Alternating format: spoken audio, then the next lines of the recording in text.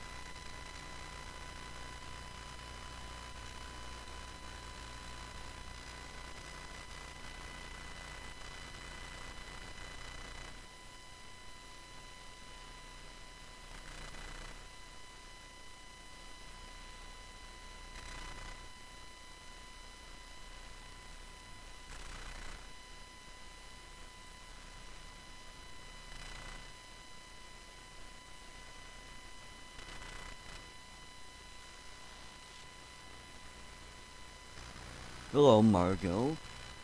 Thanks for joining. Should be a good show today.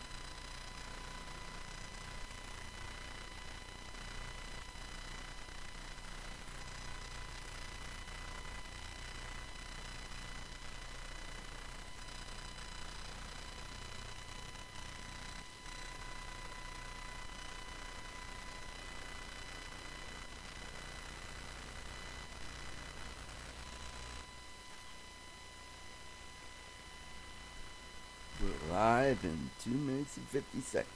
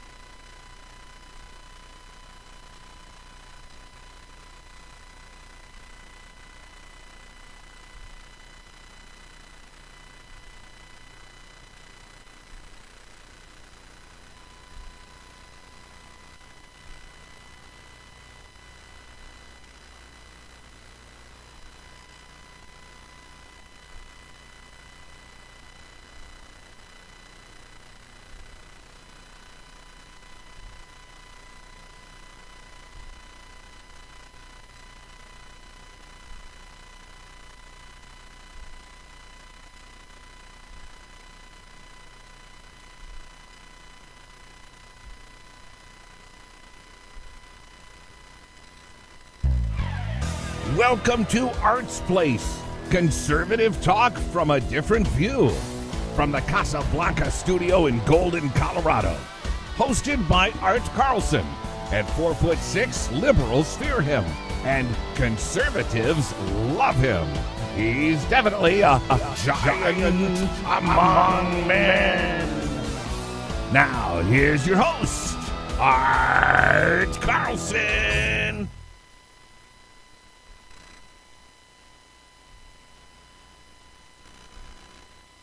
All right, we are live. Thanks for joining another episode of Art's Place, where we have conservative talk from a different view. All right, welcome to the show. Glad to be back. Last week was Father's Day. I figured I'd give you guys a break. You'll be off with your fathers or loved ones. So, hope you had a great Father's Day last week. I just got back from the Enstrom Ranch in Bristol, Colorado, and I just wanted to share a picture with you of someone who greeted us at the door of the ranch.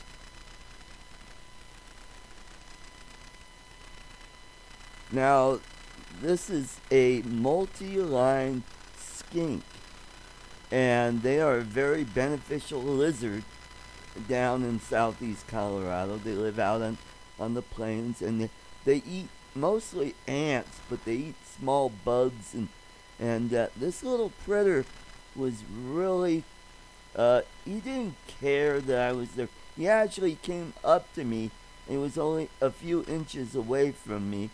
And I wanted to get my cell phone out and try to get a photograph of it. But by the time I got the phone out, he was gone.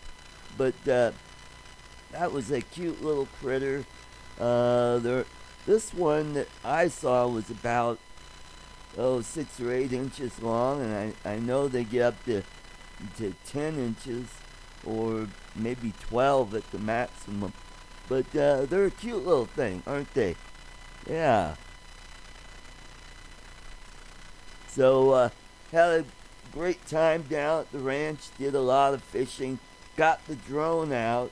Did some work for Rick. He wanted me to do some work on his property there.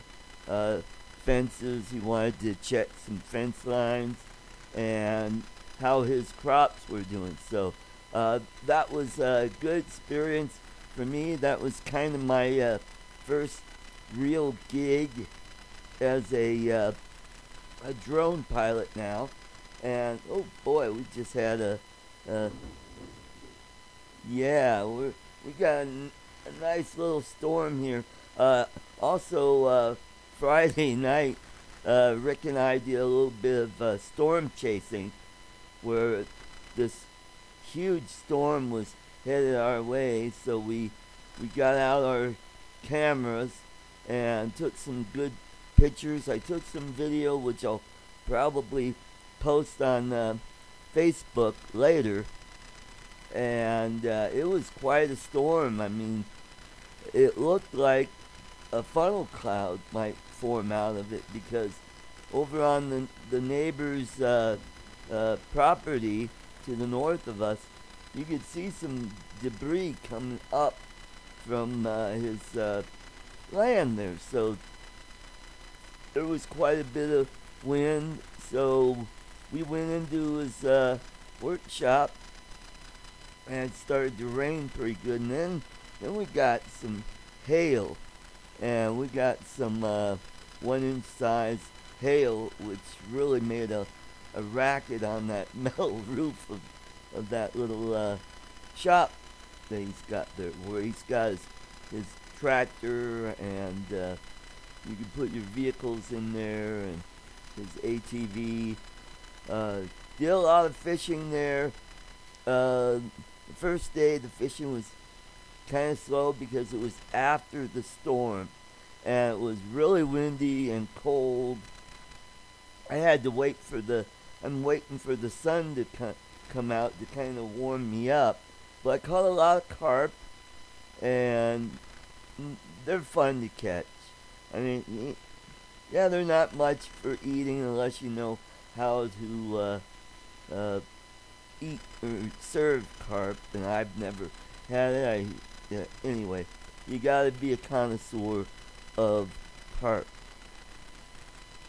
But I did catch some pretty nice sized bluegill. I caught bluegill up to 7 inches long, and that's pretty darn big. The biggest carp I caught was 16.5 inches long, and I know there's some big ones in there, because the last time I was there back in early to mid-May, I saw a big carp just cruising up and down the pond. The pond is not very wide. It's maybe 50 feet wide, but it's a couple of 100 feet long, and it's kind of a hockey stick shape, and it's spring fed, so the water is fairly cold. So he could put brown trout in there if he wanted to, but he's got carp, he's got catfish, he's got bluegill, probably some green sunfish and some hybrids in there, largemouth bass. We caught some pretty big bass the last time I was there. But it was a lot of fun. Went fishing back yesterday before we headed out here. Caught a few more carp. So I think overall I caught about 6 or 7 carp and about 5 or 6 pretty good sized bluegill. So that was a lot of fun. I really look forward to going back there, because it's a private pond, so you're going to catch a lot of pretty good sized fish out of it. All right, so let me get over here. Let's see how we're doing on Facebook. I got one person watching. Cool. All right, let's go over here to Facebook. We got people jumping in. Doug, welcome to the show. Maria, Debbie, Margot, Bob, Dennis, Jerry, Bill, Ron, welcome to the show. Uh, we've got an interesting show today. We're going to talk about this big brouhaha that grew over the last 24 hours about a restaurant called the Red Hen restaurant in Virginia. I believe it's probably a suburb of Richmond, or maybe it's not Richmond, but outside of Washington D.C. It's in, oh God, I forgot where it was, but she comes in to have a dinner at this restaurant, and they refuse to serve her. And the owner of the place had the nerve to come and tell her to leave because they don't serve anybody from the Trump administration. I mean, really? You're going to do that? I mean, it's almost like being back in the 40s and 50s where restaurants refused to serve blacks and Jews. I mean, it seems like we're headed back towards fascism in this country. And I heard someone say on the radio not too long ago, it might have been Mandy Connell, that the Democrat Party is the party of shame. Because their big thing that they like to do is shaming people. You know, they don't want to debate about ideas and policies, so they anybody who disagrees with them, they shame them. You know, and I bet you any money that this restaurant will use this excuse. They'll say, well, that baker, he refuses to bake a cake, so why can't we refuse somebody from eating at our establishment? Well, that is a whole different ball of wax right there, because a restaurant is providing a service where a cake company, you come in and you buy a product and you take it home. And wow, we're getting some pretty good thunder boomers here. That cake shop, I mean, it's more of an art form because you gotta be really good at decorating a cake, and it's different than being at a restaurant. And if you don't like that cake shop, there are many, many more cake shops you could go to. And you could probably say, well, you've done the same thing with that restaurant. She could have gone to any restaurant. Well, she could, but she chose that one. And it's not like she's being discriminated on for sexual orientation. It's solely based on who she works for. And then I just saw a photo about a half hour ago on Facebook. The owners and his family, they're all wearing their pink pussy hats. And that really tells you a lot about the views of those people. And also, my good friend Margot Knutson, who posted on Facebook, that's how I found out about this whole thing. And they were thinking of ways of how to, to counteract this guy. And I said, well, all you have to do is just go to Yelp and leave a comment there about their service. Just go there, leave a comment saying their service sucks because they've refused to serve people because of who they work for or what their beliefs are. I mean, it is no different than not serving Jews or Catholics or even Muslims. I mean, it's all based on views and beliefs. And that is just plain wrong.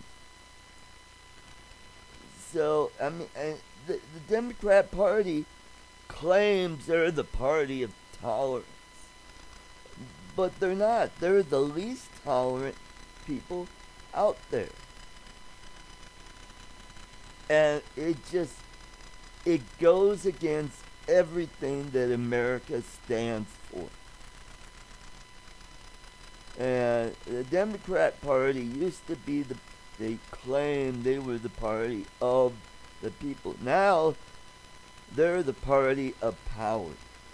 Power and holding on to it and how to gain that power and to and not let it go. They're not concerned about elections.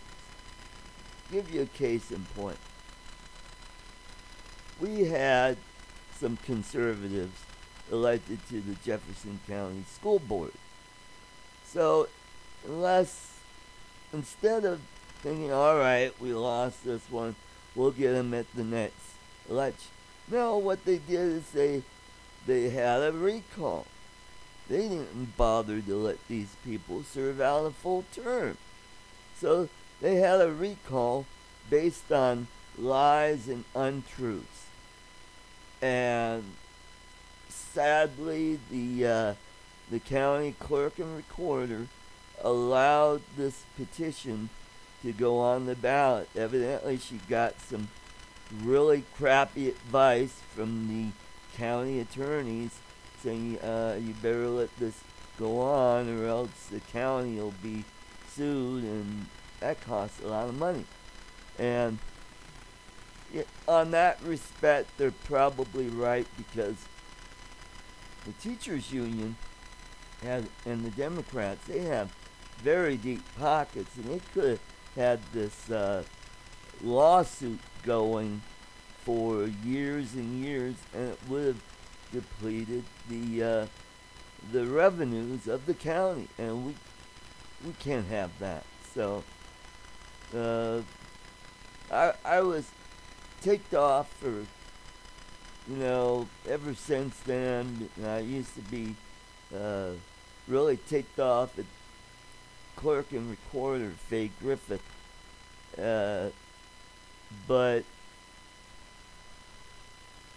in what I had a discussion with a friend of mine who was in the know about what's going on in Jefferson County, and kind of made me look at it from a different perspective, and made me think, yeah, that's a good point.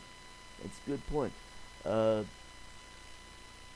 So, what can you do? It just really screwed up, and the way the campaigns are going these days, where the Democrats employ these kind of tactics, it's no wonder why we can't get any decent candidates to run for office anymore.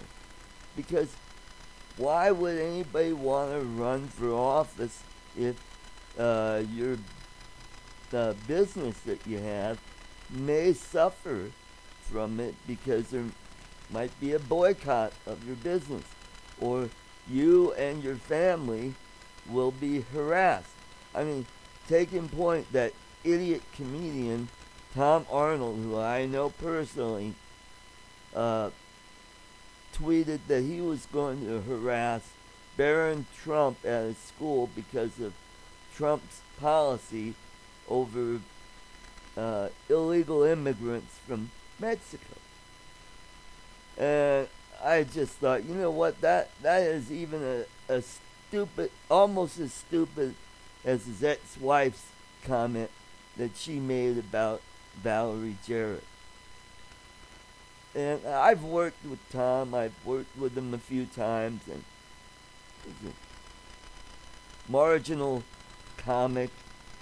Yeah, and there were a couple jokes that you get kind of a chuckle, but none of his stuff that I saw really gave me the belly laughs like Steve McGrew, my other good friend of mine. That guy makes me laugh so hard. I've got a sore throat from laughing, and I've got a sore stomach from using all those muscles down here. Steve is a very funny guy, but the only reason that Tom Arnold is where he is he rode Roseanne's coattails. He just happened to be at the right place in the right time, and he took advantage of that. And he was married to her, and so that got him in the movie True Lies with Arnold Schwarzenegger. Now he's buddies with Arnold, and then he got some other shows. He was on Hawaii Five-O. Now he's kind of a recurring character on NCIS New Orleans. But I mean, that's how show business is sometimes. Sometimes it's all about luck. You just happen to be at the right place in the right time and taking advantage of a situation to get you to a higher level. Alright, so I don't see any comments. I hope I have some video going on Facebook now. I'm over here on YouTube, and it looks like I've got some the streaming is going well there. Alright, so here I am on Facebook. I don't know what's going on. I don't see my video, but I have had other friends of mine tell me, no, the video's fine. So maybe it's just on my end, but you know what I might do is do this and see if on Facebook, yeah, I am live on Facebook, and on my page, and I see myself, so I guess we're all right there. Cool.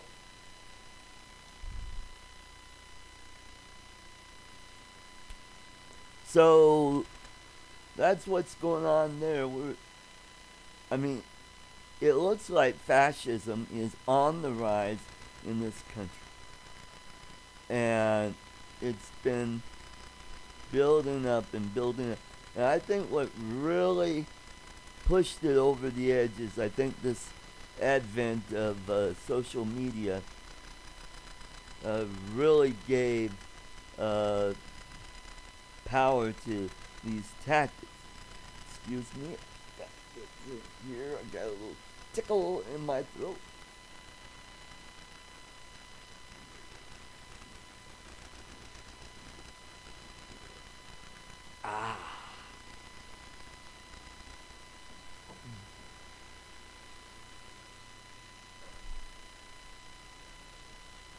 All right.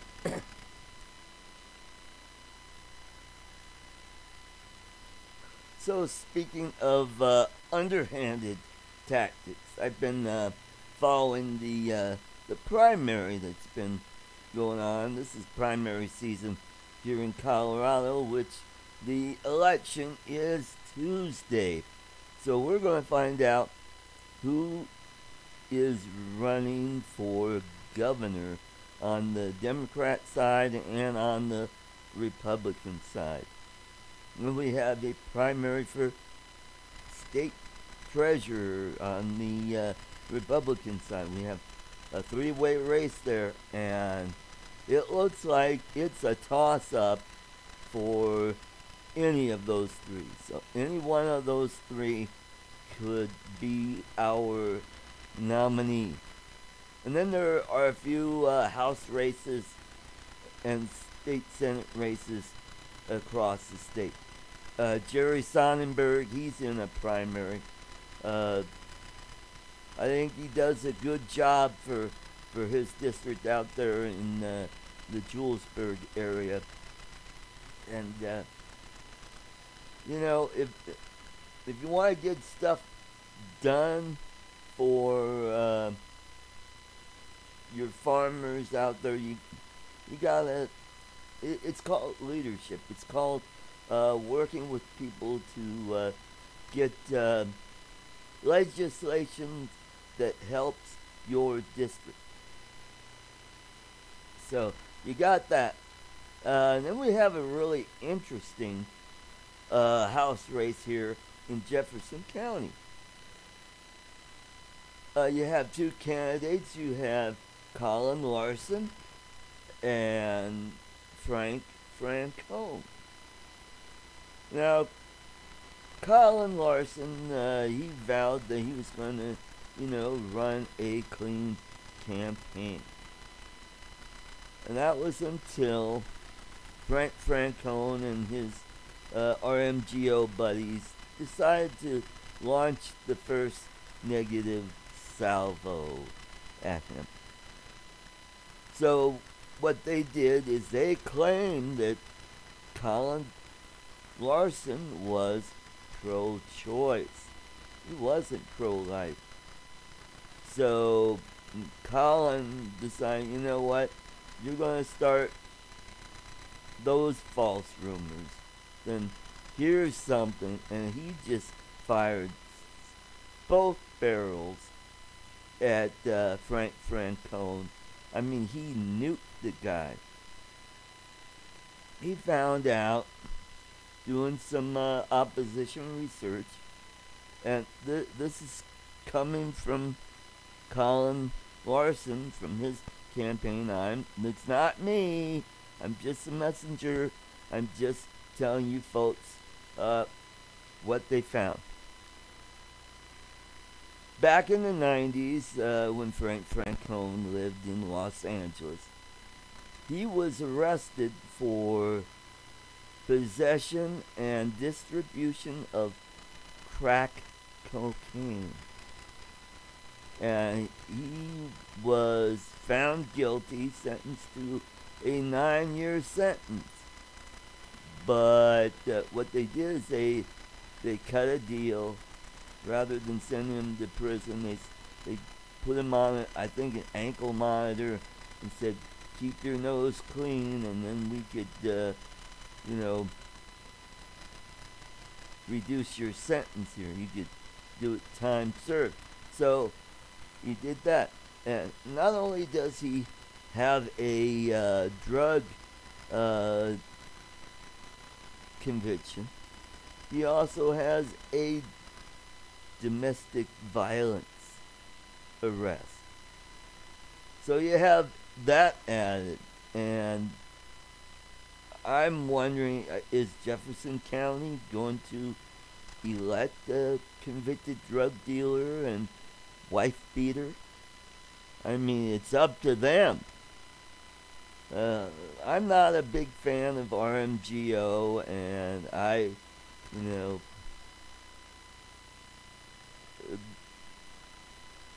think the people they back are not all of them. Just some of them they keep backing these marginal candidates that they keep losing. The only time they win are in districts that are solid Republican districts. So,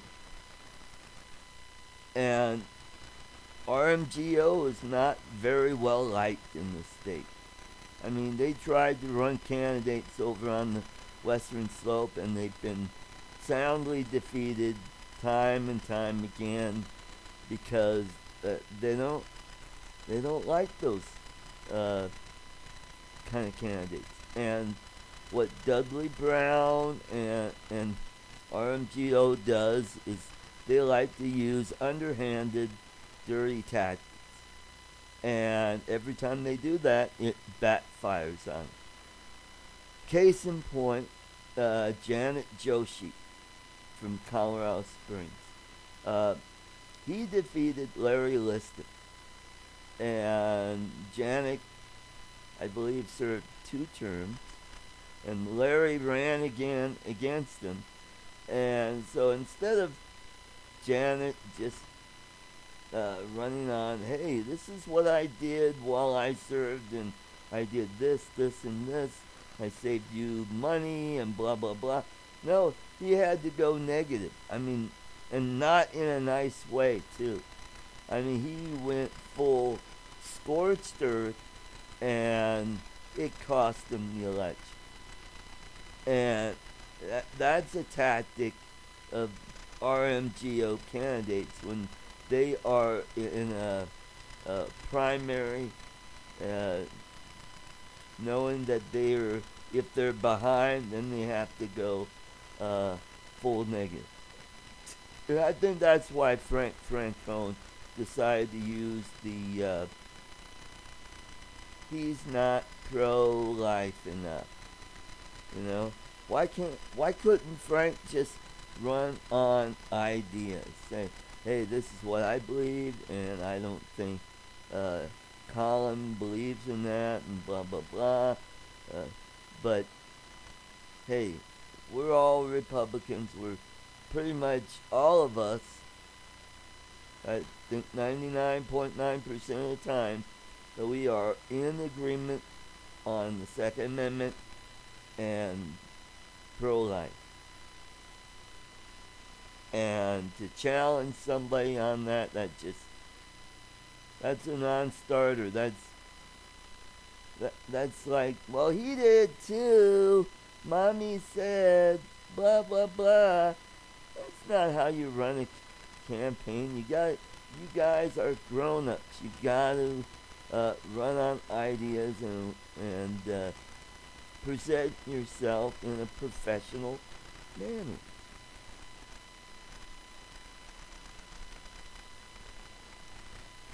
And that's what's going on there.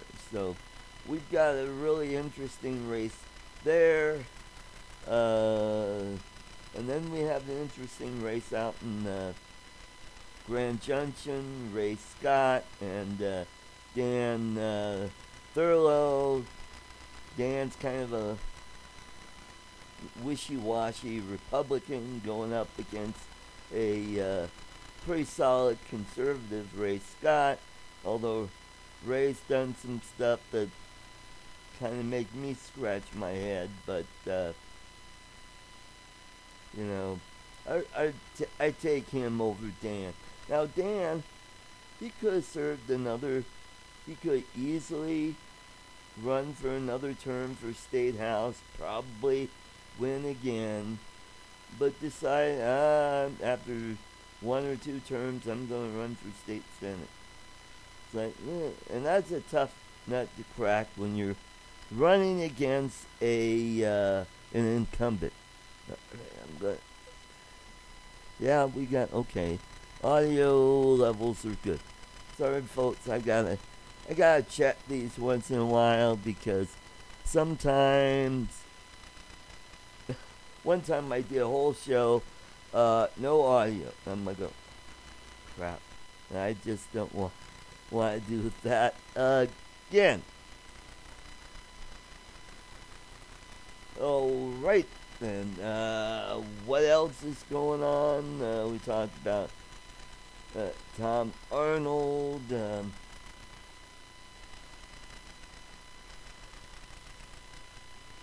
Talked about my trip.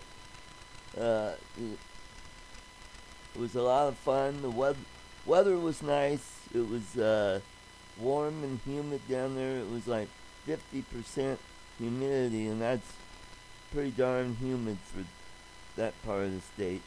And altitude down there is nearly a couple thousand feet lower than Denver, which I can really feel it when I come back. Gotta get used to All right, Steve Epstein lights my show. All right, let's go back here. Oh, Sandy's. Yeah, she said I got a little bit of sun, not too terribly burned.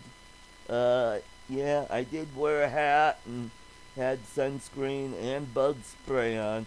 You gotta have bug spray down there. You got the deer flies and oh God, uh, they go at you like nothing. But when I get the video up, you'll see uh, the layout of Rick's pond. He's got a nice little dock with a bench there, so it was just like easy fishing out there. Um, Not as much action as the last time I was there, where you just drop your line in and boom, you got fish. Uh, this one was slower. I was really fishing for carp. I put corn on there and on a small hook, about a size 10. There was one fish that the hook just broke off the line. So I put a size 10 circle hook and I just threw on a Berkeley Power egg with a garlic scent. And they seem to like that. So hopefully when I go back, I'll catch a bigger one. And I'll probably try to do a little more fishing for other species too. And if I get a chance, I'll if it's not stormy in the afternoon, I could do a little catfishing at dusk and when it starts getting dark down there. But saw a lot of. Oh yeah, I wanted to tell you about the wildlife that I saw down. Saw some burrowing owls out there. That was really cool. Saw hawks, a lot of hawks down there, and saw some cottontail rabbits around the trailer there, and out on the property there were a lot of jackrabbits. Yeah, and if you've never seen a jackrabbit, they've got these huge long ears. They look like they're about a foot long, but they're probably 8 or 10 inches long. And you see this thing just jumping away from you. And boy, I'd like to take my little 22 out there and nail a few of those and let them become hawk food.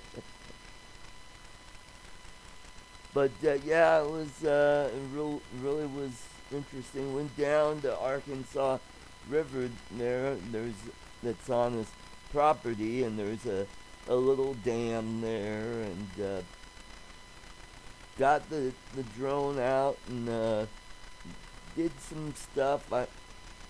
I got the drone out to almost 3/4 of a mile away. And that's the furthest I've ever flown the drone, and I didn't lose signal either, which was cool because there's nothing out there, so there's nothing to block you. And I probably could have gone out there a mile away, but I got it out there to about 3,500 feet, which is pretty darn far, which went way out onto the next guy's property. And so Rick wanted me to check his fence line, and I took that puppy way the hell out there. He just wanted to go to the Arkansas River and come back, but I went way past the river, turned around, and came back. And then we went back to the ranch, and he wanted me to check out his cornfield to see if there were any light patches so he could maybe put a little more fertilizer and water there to get that going. And after we got that done, I did a little speed test to where I just let it fly out at a couple hundred feet and get going as fast as I can. And my top speed was a little over 35 miles an hour. I mean, I got that thing hauling, and I know it could go over 40 miles an hour. So that was kind of fun to do that. So while we're on drones, let's go over here to drone news, shall we? All right, and this is a website that I found on Ken Herron's streaming show that he does every Thursday night at 6 p.m. Mountain Time on YouTube. And if you get a chance, check him out. He's entertaining, and you get to learn stuff. Alright, so let's read some of the news here.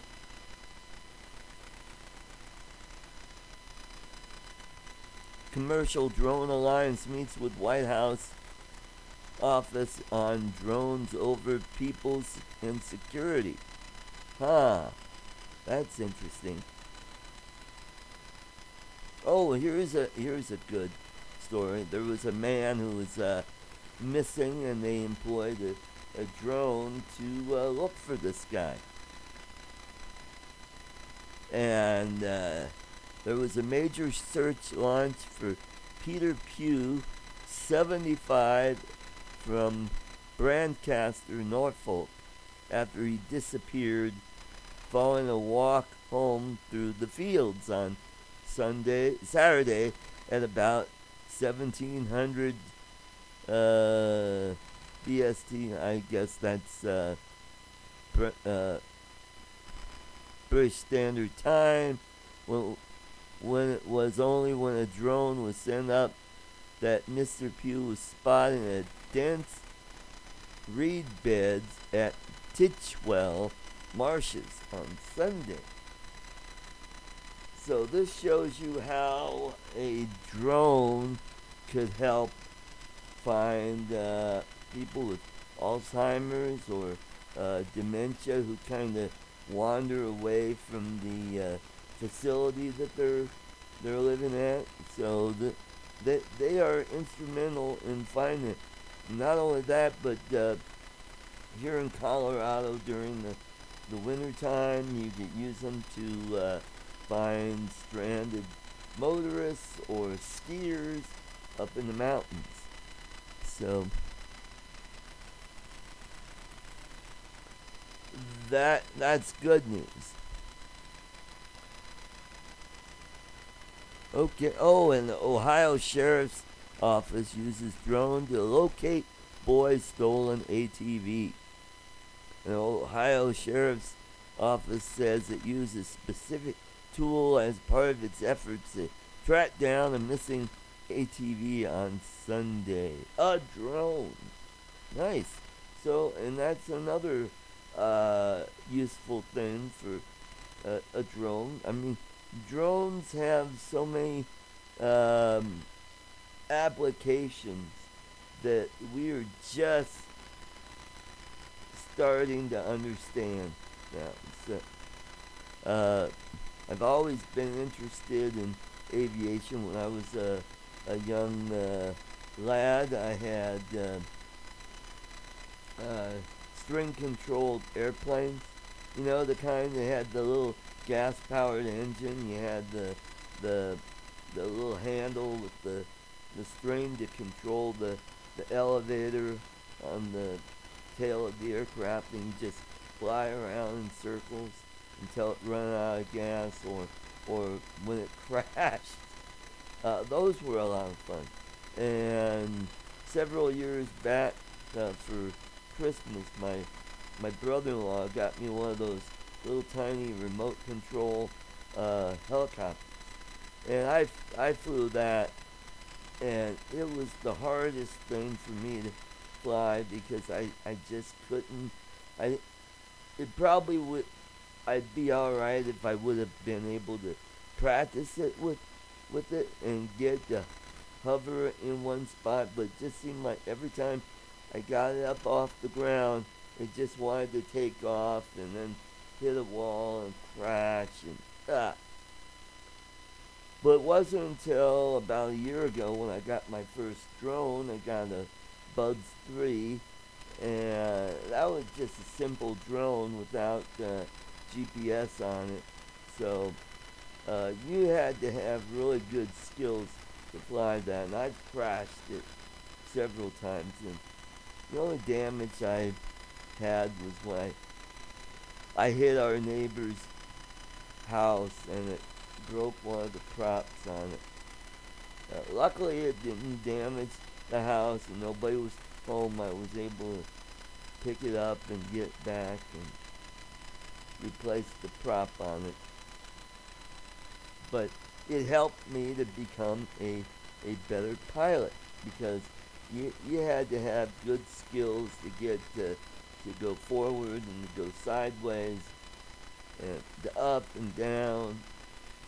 But I had that, and then I got a little mini drone that I used to fly around in the apartment, and that helped me to get my skills down. I crashed at that quite a bit at first, but after I got to where I could get to hover and move around without crashing into anything, I got pretty proficient at that. Then when I got my DJI Phantom 3, that was a simple drone to fly because it's got GPS and auto hover, and you don't have to worry about the wind carrying it off unless it's a really strong wind. But it's a lot of fun.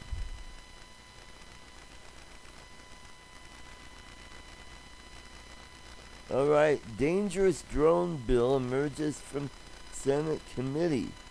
The bill would authorize the Department of Justice and Homeland Security use reasonable force to disable, damage, or destroy the drone, with euphemistically way of saying shoot it out of the sky. The bill would permit the government to co-opt drones for its own surveillance purposes. So they're probably talking about if you are flying a drone in unauthorized airspace or restricted airspace, they have the option to take it down, whether kinetically or through electronics. So I can understand that, especially with all these problems they've been having at prisons where someone flew a drone over and dropping off contraband to a prisoner out there.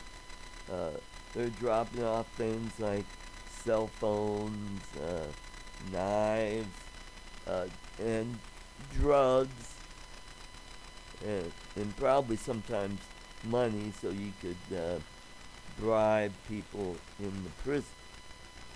So I could see that, but and I could see that around Washington D.C., where you have sensitive buildings like the Pentagon and the monuments there, like Washington Monument and Jefferson Memorial, the Lincoln Memorial,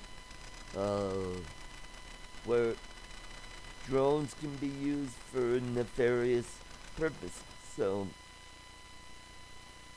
I could see that. The White House is another one. The Capitol.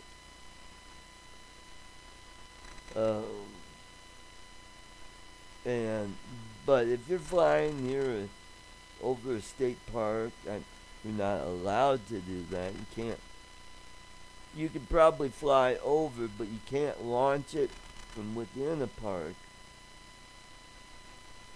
I imagine their reasoning is, well, if it crashes and hurts somebody, or heaven forbid it starts a wildfire, I can see why they would want to restrict drones. Like, for example, at Yellowstone, someone flew a drone and it crashed in one of those springs, one of those hot springs, and the idiot wanted the drone retrieved. And it's like, wait a minute, that water is scalding hot. That drone is probably a a plastic glob by now. I mean, why would you want to? Yeah, call it gone. It's toast. I mean, those springs. I mean, they're just below the point of steam. That's how hot they are. And then, but on the other hand, the neat thing about it is over time it'll get covered with minerals and make a pretty neat formation. And maybe in a few million years, that plastic will turn into carbon and maybe become oil again. And the glass, depending on how much pressure, might turn into a gemstone. Who knows? But now I could see flying a drone over Kilauea.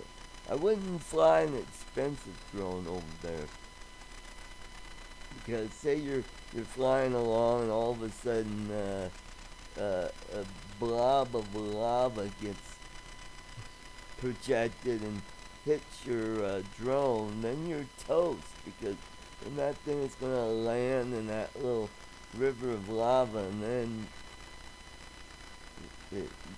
there you go, it's gone forever. So if you want to check out this website, it's called DJI Wiki, and it has a lot of articles, and this is for the week of June 18th, 2018. So there's a lot of really neat stuff, like China's eating up U.S. drone market, U.S. troops at risk. It says U.S. forces are at increasing risk as China and other nations sell more armed drones to anyone with money to pay for them. And restrictive U.S.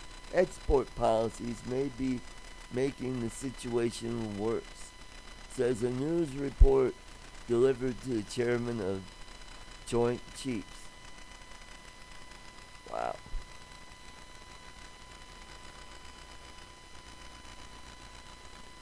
And then some yahoo. Oh, this is in Colorado. Firefighters in Colorado had to ground their aircraft for an hour when an unauthorized civilian drone flew into their airspace. Neither tankers nor helicopters could fly while firefighters waited for the drone to clear. Alright. You're going to fly a drone. Keep away from fires. Don't get in the way of the firefighters and the people that are flying helicopters and tankers. I mean, you don't need to be up there taking pictures and stuff. So get the hell out of their way. Now, if it's just a plain grass fire that's not really big, I could possibly see that. But don't go over it. Do it from a distance where you get some good photographs or video of it. Like yesterday, coming back from Bristol, just right around Hugo, there was a big grass fire outside the town. And we're driving along, we're going around 65, 70 miles an hour, and these cop cars just blasted right by us. They must have been going 100 miles an hour with their lights going, and they just went right by us. And you could see the smoke in the distance, and then when we finally got close enough, you could see the fire trucks out there. But fortunately, it looked like the rain probably helped to put the fire out.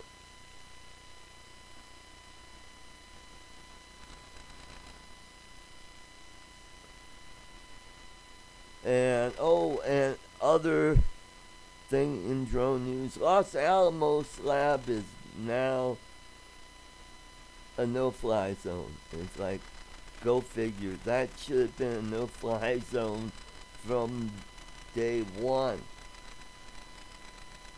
because it still has sensitive stuff there, because that's where our atomic research got its start, right there. That's where they put the first bomb together for the Trinity test. I believe that's where two scientists were mortally wounded from an accident dealing with a plutonium core, which several years later was used in I'm not sure if it was a hydrogen bomb, probably a hydrogen bomb back there in the 50s. But the nickname for this core was called the Demon Core because it killed two people. One of the accidents was where one of the technicians was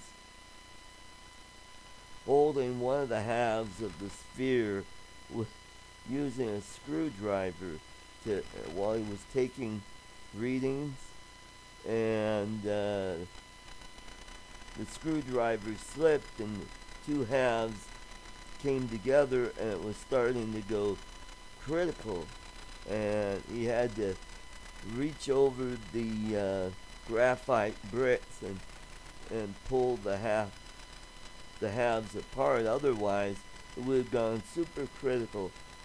Probably not explode, but it would have gotten so hot it would just start to melt, and that would have made a real messy nuclear mess there. That was one of the accidents, and that's the one that you saw in the film, the movie Fat Man and Little Boy. The other accident involved when they were taking readings where this guy was putting carbide bricks up, and he was trying to see how carbide and graphite absorb radiation to get a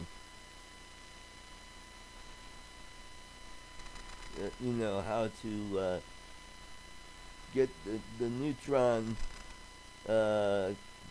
chain reaction going. And one of the bricks fell, causing a momentary criticality where he had to pull the bricks apart and stabilize the situation. And that guy got a lethal dose of radiation.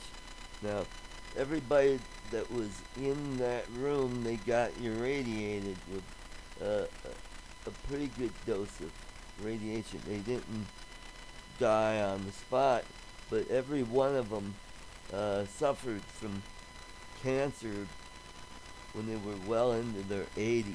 So how do we know it was from that, or if it was genetics or something else? It's all speculation. Alright, so we are coming up to an hour here, And it looks like we've got a good group of people join the show, and I thank you for joining the show. Next week will be our pre 4th of July show. We'll probably talk about the Constitution and the Declaration of Independence, and we'll talk about our founding fathers uh, and the early days of our new nation, and we'll talk about some of the crises and challenges that this nation had to deal with over its over 200 and let's see, this is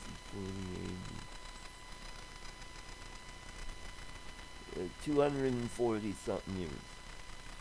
So I think our tricentennial will be 2076. So here we are at 2018. So it's yeah.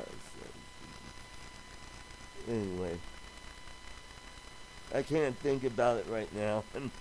I'm still dealing with coming back to this altitude and being out in the sun all day yesterday and the day before, just having a blast. So I just want to thank you all for joining the show.